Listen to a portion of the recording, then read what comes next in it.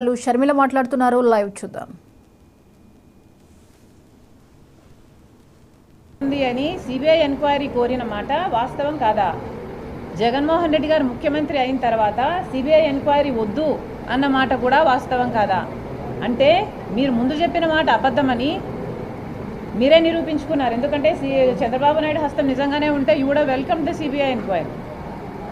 ఇదే జగన్మోహన్ రెడ్డి గారు రాజశేఖర్ రెడ్డి గారి పేరుని ఛార్జ్ షీట్లో కాంగ్రెస్ పార్టీ చేర్చింది అని పదే పదే చెప్పుకుంటూ వచ్చారు. ఈ రోజుకి కూడా చెప్తున్నారు. కానీ వాస్తవం ఏమిటంటే కనీసం సిబిఐ రాజశేఖర రెడ్డి గారి పేరు ఎఫ్ఐఆర్లో కూడా చేర్చకపోతే జగన్మోహన్ రెడ్డి గారికి సంబంధించిన సుధాకర్ రెడ్డి, పొనవోలు సుధాకర్ రెడ్డి అనే మనిషి 3 కోట్ల చుట్టూ తిరిగి రాజశేఖర రెడ్డి గారి పేరు లేకపోతే ఈ కేసులో జగన్మోహన్ రెడ్డి గారు ఈ కేసులో నుంచి బయటపడడం అసాధ్యము అని రాజశేఖర రెడ్డి గారి పేరు ఉండేటట్టు ఆయన కోట్లు చుట్టూ తిరిగి చేస్తే ఇదే పొనవోలు సుధాకర్ రెడ్డి గారికి జగన్మోహన్ రెడ్డి గారు ముఖ్యమంత్రి అయిన 6 రోజుల్లోనే అడిషనల్ అడ్వకేట్ జనరల్ పదవినిచ్చాడు.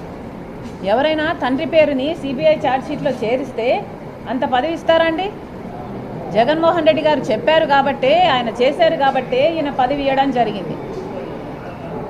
ఎంత దారుణం కాకపోతే కన్న తండ్రి పేరునే సిబిఐ ఛార్జ్షీట్లో పెట్టేటట్టు చేస్తారు జగన్మోహన్ రెడ్డి గారు. ఇది నీచమైన రాజకీయాలు కాకపోతే ఏమిటి? నేను 1000 కోట్లు తీసుకున్నాను అడిగాను అని మీరు అంటున్నారే, రుజువు ఉందా? మీరు రుజువు చేయండి. ఈరోజు నేను రాజకీయాలు మానేసి వెళ్ళిపోతా. నేను ఒక పైసా సాయం అడగలేదు. వీళ్ళు ఎప్పుడు ఏది ఎట్లా అవసరం ఉంటే ఆ మాట మాట్లాడడం వీళ్ళ అలవాటు. వీళ్ళు ఊసరు వల్లీలు. వీళ్ళకి అవసరమైతే అమ్మ తల్లి పాదయాత్ర చెయ్యి అని అడుగుతారు.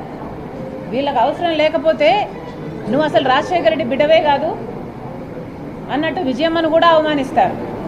ఏది పడితే అది మాట్లాడతారు. వీళ్ళ మాటలకి ఎవరండి లెక్క పెట్టాల్సింది? Please ignore it.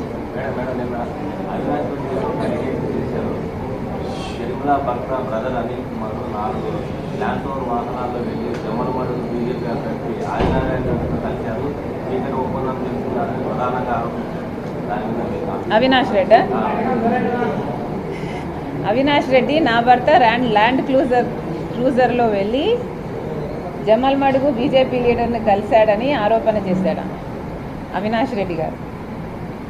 Avinash Reddy గారి లాగా మధ్యరాత్రి గొడ్డలి రాజకీయాలు చేయడము మాకు తెలియదు. అనిల్ గారు మీరు చెప్పే ఈ లీడర్ని ఆయన ఇంటికి వెళ్ళి కలవడం కాదు కదా, కనీసం ఇంకొకరి ఇంట్లో కూడా కలవలేదు. వీళ్ళు రుజువు చేయలేదు. ఓకే అమ్మా.